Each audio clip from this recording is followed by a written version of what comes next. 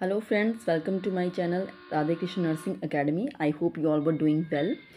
ये जो लेक्चर्स जो मैं आपको करवा रही हूँ, यहाँ पर जो है वो आपको जो अपकमिंग एग्ज़ाम है आरआरबी का जो एग्ज़ाम है हमारा नर्सिंग सुपरिटेंडेंट के लिए, उसकी प्रेपरेशन हो रही है। ठीक है, कंटिन्यू करते हैं हमारे क्वेश्चन की सीरीज़ के साथ। तो आज का क्वेश्चन देखिए, haematopoiesis in adults occur at. ठीक है, तो हिमेटोपोइसिस, हीम मीन्स ब्लड, ठीक है, और पोइसिस मीन्स फॉर्मेशन। ठीक है, तो हमारे पास जो ब्लड की जो फॉर्मेशन है, ठीक है, वो ब्लड सेल्स जो हैं वो बनते हैं एडल्ट्स में। कहाँ पर? Red bone marrow, yellow bone marrow, spleen and liver. ठीक है, तो एडल्ट्स का स्पेसिफिकली मेंशन किया गया है। तो एडल्ट्स में जो हमारे पास जो हिमेटोपोइसिस जो प्रोसेस होता है वो कहाँ पर होता है? In the red bone marrow. ठीक है, अभी ये कैसे है मैं आपको थोड़ा सा बता देती हूँ। हिमेटोपोइसिस जैसे मैंने बताया आपको कि hemo referring to the blood cells and poiesis means production या डेवलपमेंट। ठीक है, so the word hemopoiesis refers to the production of the and the development of all blood cells. ठीक है, तो ये सभी आएंगे सारे ब्लड सेल्स। अगर इराइथ्रोपोइसिस होती तो हमारे पास इराइथ्रोसाइट्स बनते। देन अगर ल्यूकोसाइट्स की बात होती तो ल्यूकोपोइसिस होता और थ्रोम्बोपोइसिस। ठीक है, तो यहाँ पर हमारे पास आरबीसीज, देन डब्ल्यूबीसीज, देन थ्रोम्बोसाइट्स में हमारे पास प्लेटलेट्स। ठीक है, तो ये अलग अलग सेल्स की प्रोडक्शन को अलग अलग से नाम दिए गए हैं। ऑन एंड होल सभी अगर ब्लड सेल्स की बात की जाए तो हम हीमो वर्ड यूज़ करते हैं, तो इसको हीमोपोइसिस या हिमेटोपोइसिस भी कहेंगे। ठीक है, और ये एडल्ट्स में जो है वो होती है रेड बोन मैरो में। ठीक है, और अगर ये हमारे पास फीटस की बात होती, फीटल प्रोडक्शन की बात होती, तो ये हमारे पास होता लीवर में। ठीक है, तो ये हमारे पास कहाँ पर होता है? फीटस में कहाँ पर होता है? लीवर में इसकी प्रोडक्शन होती है। नेक्स्ट क्वेश्चन देखते हैं। The enzyme released by the sperm which allows penetration of the ovum is called. ठीक है, तो जो स्पर्म में ऐसा कौन सा एंजाइम होता है जो ओवम को पेनिट्रेट करके जो है वो उसके अंदर स्पर्म जा सकता है for the fertilization of the ovum. ठीक है, तो हमारे पास जो नेम्स है, ऑप्शंस आप देख लीजिए, amylase, hyaluronidase and lipase and trypsin. ठीक है, तो यहाँ पर जो हमारे पास जो right answer that is the option B, hyaluronidase enzyme जो है वो स्पर्म में प्रेजेंट होता है और उसका जो है वो सिक्रीशन होती है और वो ओवम को पेनिट्रेट करता है। देन आफ्टर जो स्पर्म उसमें एंटर कर पाता है। ठीक है, तो this is the structure, detailed structure diagram of the sperm cell. ठीक है, तो ये यहाँ पर हमारे पास एक्रोसोम होता है जो इसका टॉप पे होता है। ठीक है, और देन इसका head, then mid piece, then tail of the sperm. Next question देखिए, total number of deciduous teeth in children are. ठीक है, सो डेसिडुअस जो वर्ड है this is used for temporary. ठीक है, जो चीज़ टेम्परेरी है, जो शेड ऑफ होने वाली है। ठीक है, तो deciduous teeth is also known as temporary teeth. इन्हें हम मिल्क टीथ भी कहते हैं। ठीक है, तो वो कितने होते हैं बच्चों में, नंबर कितना होता है? 16, 20, 14 एंड 12। तो उसका जो right answer that is option B, 20 teeth जो होते हैं वो हमारे पास कैसे होते हैं? डेसिडुअस टीथ होते हैं। ठीक है, नेक्स्ट क्वेश्चन देखिए, skin is a part of which system of the body. ठीक है, हमारी बॉडी में डिफरेंट सिस्टम्स होते हैं। सर्कुलेटरी सिस्टम जिसमें हमारे पास जो है वो हार्ट से लेके हमारे जितने भी ब्लड वेसल्स हैं वो सब इसमें आएगा, ब्लड सर्कुलेशन की बात होती है। रेस्पिरेटरी में हमारे पास लंग्स आएंगे। ठीक है, जहाँ पे जो है वो ऑक्सीजनेशन होती है। ठीक है, देन हमारे पास जो है वो एंडोक्राइन सिस्टम है जिसमें वेरियस ग्लैंड्स आते हैं। ठीक है, और हार्मोन्स की प्रोडक्शन की बात आती है। तो वैसे ही हमारे पास एक सिस्टम होता है इंटेगुमेंटरी सिस्टम। तो skin is a part of which system of the body? That is the integumentary system. ठीक है, next question, which of the following is fourth cranial nerve? आपको पता होना चाहिए, आपको पता होगा। ठीक है, हमारे पास जो है वो 12 जो है वो पेयर्स होते हैं क्रेनियल नर्व्स के। तो यहाँ पर हमारे पास फोर्थ क्रेनियल नर्व की बात पूछी गई है, फेशियल, एब्डसेंस, ट्रॉक्लियर एंड ट्राइजेमिलर। तो यहाँ पर जो हमारे पास जो फोर्थ क्रेनियल नर्व है दैट इज ट्रॉक्लियर। ठीक है, तो मैं आपको कंप्लीट इसका लिस्ट दिखा देती हूँ। यहाँ हमारे पास है, ठीक है, 12 है हमारे पास, ओल्फैक्टरी, ऑप्टिक, ऑक्लोमोटर, ट्रॉक्लियर, ट्राइजेमिलर, एब्डिसेंस, फेशियल, ऐसे करके हमारे पास 12 आएंगी। ठीक है, और ये टाइप ऑफ नर्व होती हैं सेंसरी एंड मोटर, और इनके डिफरेंट फंक्शंस भी होते हैं। ठीक है, तो नेक्स्ट देखते हैं, नेक्स्ट क्वेश्चन क्या है, preferred site used for giving IM injection in infants. ठीक है, अगर इन्फेंट में हमें इंट्रामस्कुलर इंजेक्शन देना है तो वहाँ पर हमें जो साइट है वो कौन सी प्रेफरेबल साइट जो है वो हम यूज़ करते हैं इन केस ऑफ इन्फेंट्स? तो ऑप्शंस देखिए, wastes lateralis, gluteal muscle, deltoid and biceps. तो यहाँ पर जो right answer that is the option A wastes लैटरलिस। मैं आपको इसकी लोकेशंस भी दिखा देती हूँ। ये देखिए आप, ये हमारे पास इन्फेंट और इसकी जो डिफरेंट साइट है इंट्रामस्कुलर इंजेक्शन की मैं आपको दिखा देती हूँ। ठीक है, ये हमारे पास आर्म है, ठीक है, ये आर्म पर जो है ये हमारे पास डेल्टॉइड साइट है।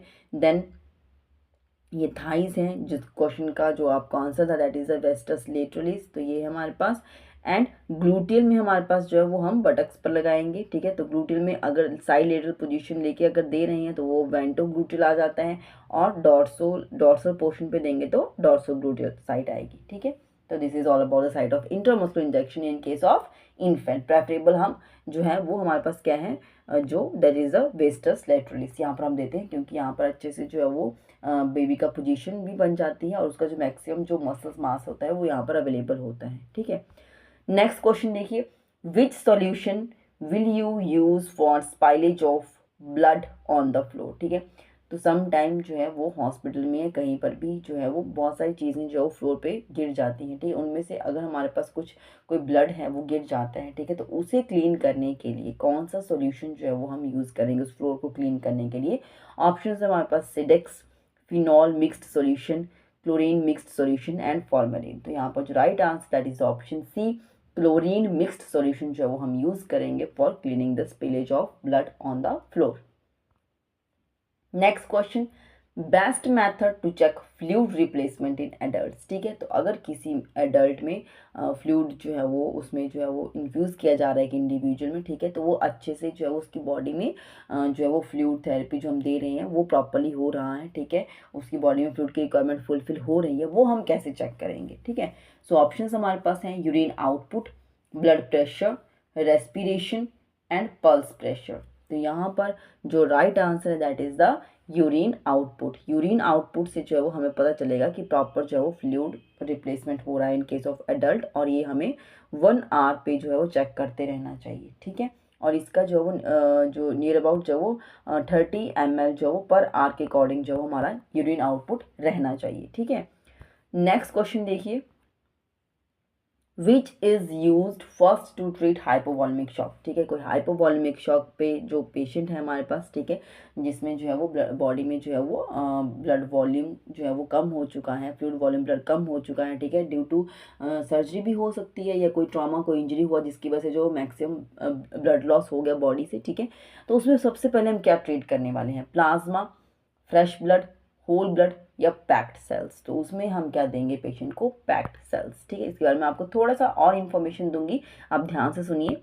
यहाँ पर क्या है, हमारे पास हाइपोवॉल्यूमिक शॉक है, जैसे कि हमारे पास इंट्रावस्कुलर जो वॉल्यूम होता है, ठीक है, जैसे हमारे पास ब्लड वेसल्स होती हैं, तो यहाँ पर जो इसके अंदर का जो फ्लूइड है दैट इज द इंट्रावेस्कुलर जो फ्लूइड है। ठीक है, हमारे पास एक्स्ट्रा सेलुलर होता है जो सेल के बाहर फ्लूइड होता है।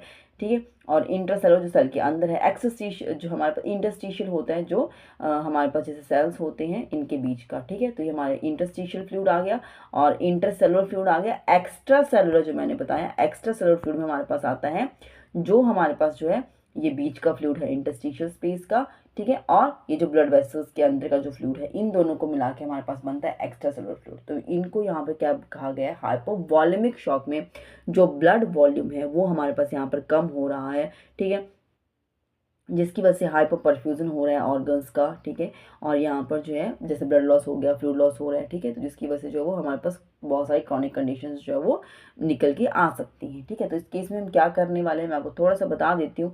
जो हमारे ट्रीटमेंट प्रिंसिपल्स होते हैं यहाँ पर कंट्रोल करेंगे हम, जो ऑनगोइंग लॉस हो रहा है फ्लूइड का उसको कंट्रोल करना है, और यहाँ पर जो है वो हमें जितना जल्दी हो सके हमारा जो इंट्रावास्कुलर जो ब्लड वॉल्यूम है उसको जो है वो दोबारा से रिवाइव करना है ताकि हमारा ब्लड सर्कुलेशन प्रॉपरली बन सके। ठीक है, और गोल हमारा यही है, in order to restore the blood volume और to improve the tissue perfusion and oxygenation. ठीक है, अगर ब्लड वेसल्स में ब्लड रहेगा, ब्लड वॉल्यूम प्रॉपर रहेगा तो ब्लड फ्लो अच्छे से रहेगा और ब्लड सर्कुलेशन में जाएगा और सब जगह पर ब्लड की सप्लाई होगी, तो क्वाइट ऑब्वियस है कि टिश्यू परफ्यूजन की प्रॉब्लम भी सॉल्व हो पाएगी और ऑक्सीजन भी सब जगह अच्छे से पहुँच पाएगी। ठीक है, यहाँ पर पैक्ड सेल्स की बात हुई थी, तो पैक्ड सेल्स में क्या क्या आता है हमारे पास, पैक्ड सेल्स में हमारे पास जो है वो आरबीसीज होते हैं विद लिटिल प्लाज्मा, ठीक है, प्लाज्मा उसमें थोड़ा सा होगा और सम प्लेटलेट्स भी होते हैं, डब्ल्यूबीसीज भी उसमें थोड़े से रहेंगे। पर्पस क्या है, पर्पस यही है in order to increase the RBCs mass, ठीक है, आरबीसीज का लेवल इंक्रीज करना है ताकि ऑक्सीजन कैरिंग कैपेसिटी जो है वो इंक्रीज हो सके and assist the body to read the carbon dioxide को बॉडी से जो है वो हम रिमूव कर सके एज अ वेस्ट प्रोडक्ट्स, और उनको भी हम रिमूव कर सके। और इंडिकेशन यही है जब भी जो है वो हमें कोई सिम्टोमेटिक या कोई क्रॉनिक अनीमिया का पेशेंट दिखने को मिलता है या ब्लड लॉस हो जाता है ड्यू टू इंजरी और सर्जरी, ठीक है, उस केसेस में जो है वो हम यहाँ पर पैक्ड रेड ब्लड सेल्स या पैक्ड सेल्स को जो है वो ट्रांसफ्यूज करते हैं इंडिविजुअल की बॉडी में, ठीक है। आई होप आपको चीज़ें क्लियर हुई होंगी। चलते हैं नेक्स्ट क्वेश्चन की तरफ। Identify which is the independent nursing intervention from the following, ठीक है। तो यहाँ पर कुछ ऑप्शंस दी गई हैं, कुछ यहाँ पर जो है वो कुछ नर्सिंग इंटरवेंशंस दिए गए हैं, तो आपको बताना है कि इनमें से कौन सा ऐसा नर्सिंग इंटरवेंशन है जो इंडिपेंडेंट है, नर्स जो है विदाउट एनी रिटन नोटिफिकेशन या प्रिस्क्रिप्शन के अलावा वो काम कर सकती है, ठीक है। तो inserting Foley's catheter, administering IV fluids, providing catheter care, collecting blood sample for investigation. तो यहाँ पर एज अ बीइंग नर्स का जो रोल है वो है हमारे पास केयर करने के लिए, ठीक है। तो हम क्या कर सकते हैं, कैथेटर केयर कर सकते हैं। नेक्स्ट क्वेश्चन देखिए, an early sign of Hodgkin disease, ठीक है। तो हॉडकिन डिजीज हमारे पास है, उसका अर्ली साइन हमें बताना है।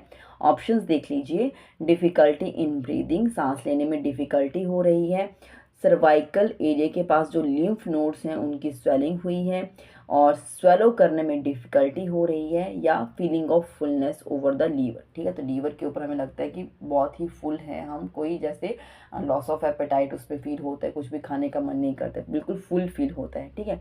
तो यहाँ पर जो अर्ली साइन है हॉकिन डिजीज का, that is the option B, swollen cervical lymph nodes.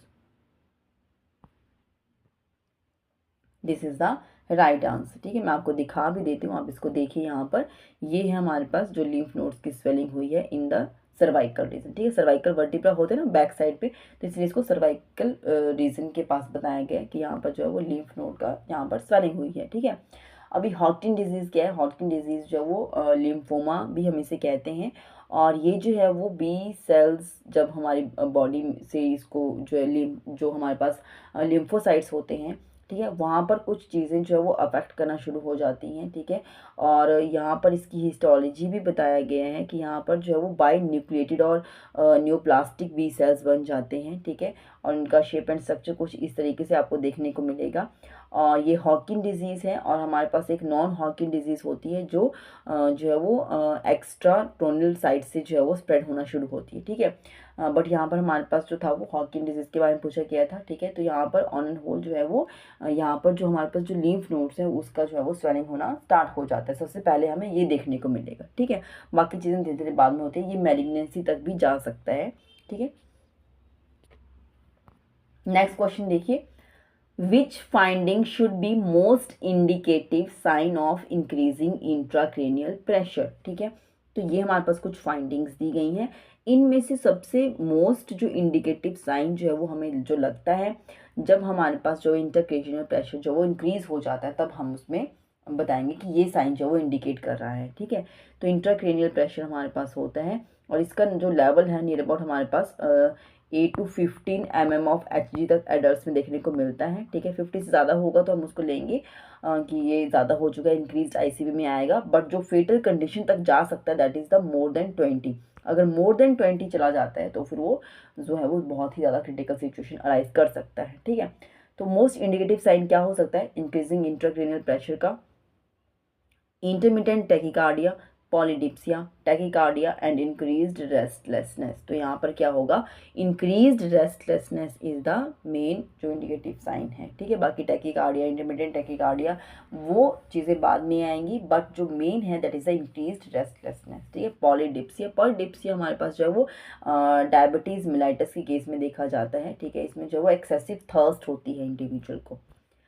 Next question देखते हैं, अ सफलिंग गेट, ठीक है, कोई मीन्स गेट यहाँ पर किसी का जो पोस्चर है, उसका वॉकिंग जो पैटर्न है उसकी बात की जा रही है।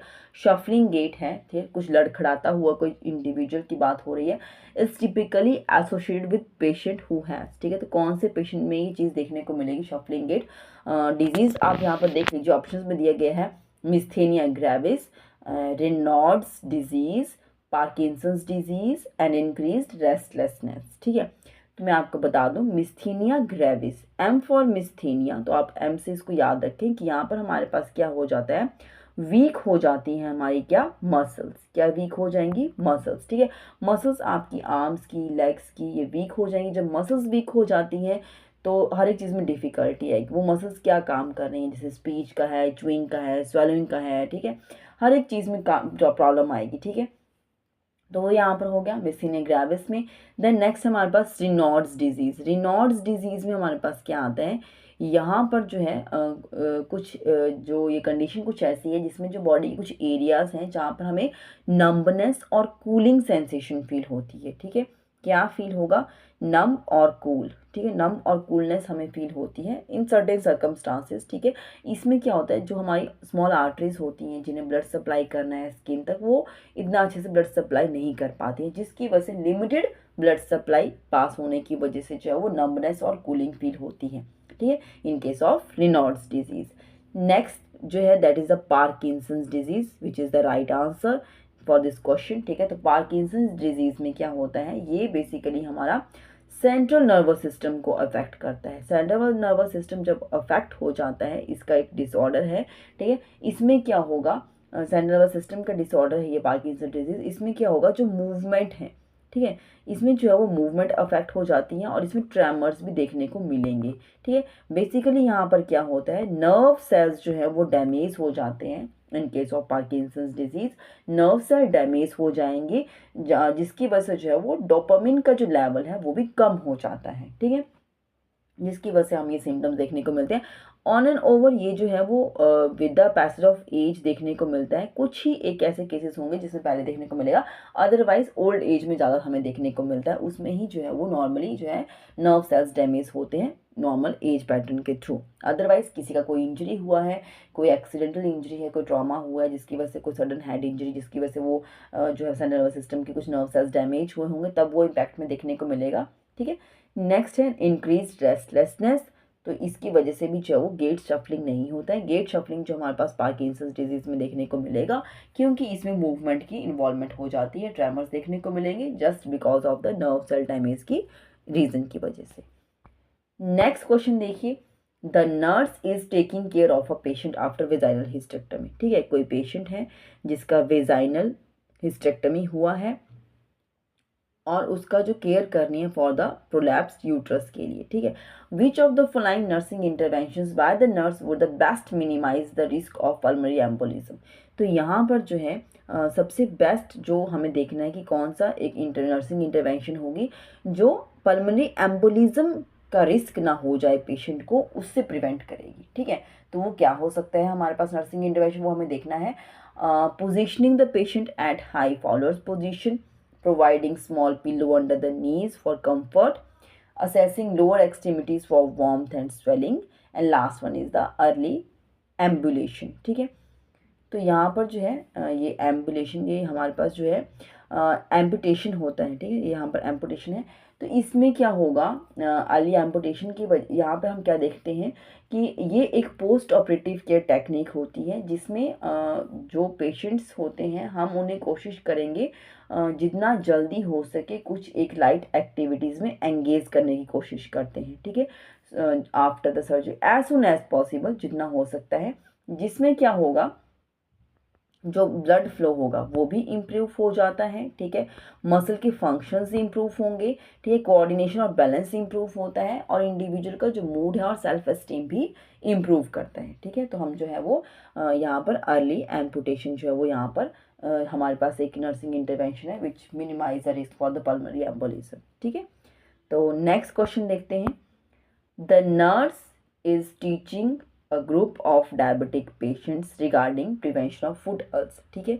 तो यहाँ पर हमारे पास एक नर्स है जो एक ग्रुप को जो है वो टीच कर रहे हैं, ठीक है, डायबिटिक पेशेंट्स का ग्रुप है, उन्हें टीच कर रहे हैं, समझा रहे हैं regarding the prevention of food ulcer. Food ulcer ना हो, डायबिटिक पेशेंट्स को यूजली हो जाता है, तो उसके लिए उनको टीचिंग प्रोवाइड कर रहे हैं।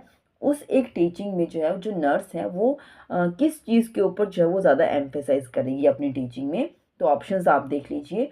Wash and inspect all surfaces of the feet daily, cut the toe nail by rounding edges, treat small cuts promptly by disinfection with iodine, use hot water bottles to warm feet in winter to improve the circulation। ठीक है, एक तो बोल रहे हैं कि उन्हें जो है वो अपने जो फिट हैं उन्हें डेली वॉश करना चाहिए, अच्छे से इंस्पेक्ट करना चाहिए, प्रॉपर्ली चेक करते रहना चाहिए। ठीक है, एक जो बोल रहे हैं वो क्या बोल रहे हैं कि उनके जो टो के जो नेल्स हैं उन्हें राउंड शेप में कट करना चाहिए, ठीक है, ताकि वो कहीं से एजेस ना रह जाएं और कुछ उसमें इंजरी ना हो जाए कहीं से, ठीक है, स्टक ना हो जाए। और कभी भी कोई स्मॉल कट होता है उसको सबसे पहले ट्रीट करने की कोशिश करें, या जो है वो अपने फीट को वार्म रखने की कोशिश करें हॉट वाटर बॉटल से, ताकि उसका जो है वो सर्कुलेशन इम्प्रूव रहे। ठीक है, तो यहाँ पर जो सबसे ज़्यादा जो एम्फेसाइज करेगी यहाँ पे जो टीचिंग में, that is the wash and inspect all the surfaces of the feet daily. तो वॉश करने हैं फीट अच्छे से और उन्हें अच्छे से इंस्पेक्ट करना है। जब भी कोई प्रॉब्लम होगी तो उसका नेक्स्ट चीज़ बाद में ट्रीटमेंट में आएगा। सबसे पहले तो है कि उनको अच्छे से वॉश करें, इंस्पेक्ट करें। वॉश नहीं करेंगे तो इंस्पेक्ट कैसे कर पाएंगे अच्छे से। ठीक है, this is the right answer. Next question है oral vaccine is use to prevent. Oral vaccine, यहाँ पर कुछ कंडीशंस दी गई हैं, आप बताइए कि यहाँ से ओरल वैक्सीन हम किस में देते हैं? Mumps, tuberculosis, polio and measles. तो यहाँ पर जो हम देते हैं दैट इज द ओपीवी जो हम देते हैं, ओरल पोलियो वैक्सीन, पोलियो के लिए। ठीक है, तो ये हमारे पास यहाँ पे रहेगा। हमारे पास साक एंड सैबिन ऐसे हम इनको कहते हैं। ठीक है, तो जो ओरल पोलियो वैक्सीन है वो सैबिन भी हम इसमें कहते हैं, क्योंकि ये जिन्होंने सबसे पहले इसको जो डिस्कवर किया था, आइडेंटिफाई किया था, वो ये जो इंडिविजुअल थे उनका नाम था ये सैबिन करके। ठीक है, जोसेफ सैबिन करके। और साक जोसेफ साक जो थे वो उन्होंने आईपीवी के लिए उसको डिस्कवर किया था। ठीक है, तो ये था हमारे पास ट्यूबरक्लोसिस के लिए जो है वो हम बीसीजी देते हैं एट बर्थ, और मम्प्स, मीजल्स और ये रुबेला के लिए जो है वो हमारे पास जो है ये 9 मंथ्स पर जो है वो हम इसका वैक्सीनेशन करते हैं। ठीक है,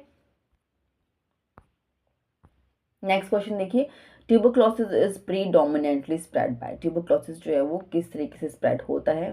fomites, droplet, food and vector. So right answer is the droplet.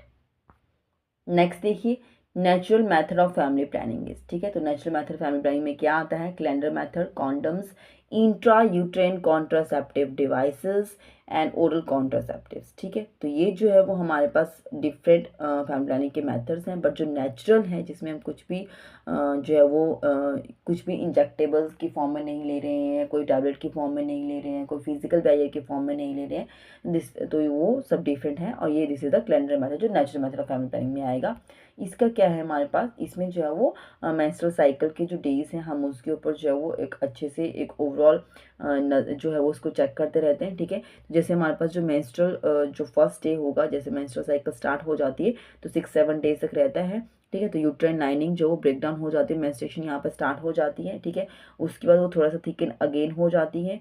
ठीक है, और फिर हमारे पास ओवुलेशन का एक टाइम पीरियड होता है। ठीक है, ये हर एक इंडिविजुअल का अपना जो मेंस्ट्रुअल साइकिल की जो ड्यूरेशन है उसके अकॉर्डिंग होता है। अगर 28 डेज की साइकिल होती है नॉर्मल, तो उसमें जो है वो ऑन एन एवरेज जो है वो 14th डेज पर जो है वो ओवुलेशन होता है। ठीक है, तो हम फिर भी कोई रिस्क ना लेने के लिए ये जो डेज हैं इन सबको ओवुलेशन में ही काउंट करते हैं, और जो ये हमारे पास जो टाइम पीरियड होगा ये जो है वो हम इसको सेफ पीरियड में काउंट करते हैं। ठीक है, तो ये जो है वो समवेयर जो प्रेगनेंसी को कंसीव करने में जो है वो ये as a barrier, as a natural जो फैमिली प्लानिंग के लिए हेल्प करता है। ठीक है, अगर किसी को कंसीव करना है तो उसके लिए जो है ये this is the most fertility period जो ओवुलेशन का है। ठीक है, नेक्स्ट क्वेश्चन।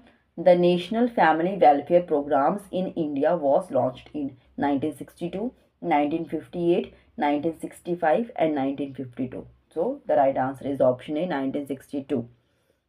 नेक्स्ट क्वेश्चन देखिए, टॉर्च, इसे हम टॉर्च भी कहते हैं, TORCH।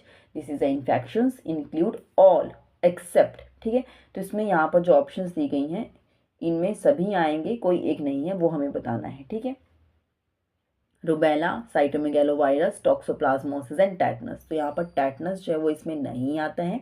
बाकी सब चीज़ें जो आती है मैं आपको बता देती हूँ, ये सभी इसमें आएंगी, ठीक है। इसका फुल फॉर्म मैं आपको दिखा देती हूँ। यहाँ पर आप देख सकते हैं टॉक्सोप्लाज्मोसिस यहाँ पर, और ओ मीन्स अदर, इसमें हेपेटाइटिस बी भी आ जाता है, और आर से रुबेला और cytomegalovirus and herpes simplex virus. ये हम मोस्टली जो है वो हम प्रेगनेंसी में चेक करते हैं, इसमें होने के चांसेस, टॉर्च इन्फेक्शन होने के चांसेस जो है वो ज़्यादा हो जाते हैं। इसमें ग्रुप ऑफ 5 इन्फेक्शन जैसे उन्होंने कहा, तो ये सब इसमें आते हैं। तो इसका एक यहाँ पर एक एक्रोनिम बनाया गया है टॉर्च करके, ताकि हम इसको याद रख सकें, ठीक है।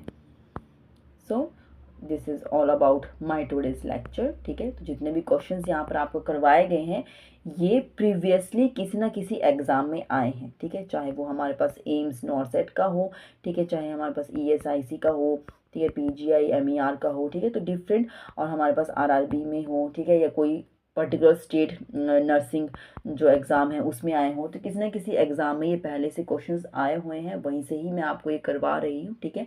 तो जितने भी और प्रीवियस लेक्चर्स हैं उन सबको आप अच्छे से सुनिए, हर एक क्वेश्चन को, ठीक है। डिस्क्रिप्शन यहाँ पे सबका दिया है, और मैं कोशिश करती हूँ कुछ एक जो है वो यहाँ पे इमेजेस डालूँ, सो दैट कि आप इनको अच्छे से इनका स्क्रीनशॉट ले सकते हैं। कुछ चीज़ें आपको बाद में भी याद रखनी हो तो वो आपके लिए हेल्पफुल हो सकता है, ठीक है। कोई और चीज़ अगर आप चाहते हैं कि मैं इसमें ऐड करूँ तो आप मुझे बता सकते हैं, कमेंट कर सकते हैं, ठीक है।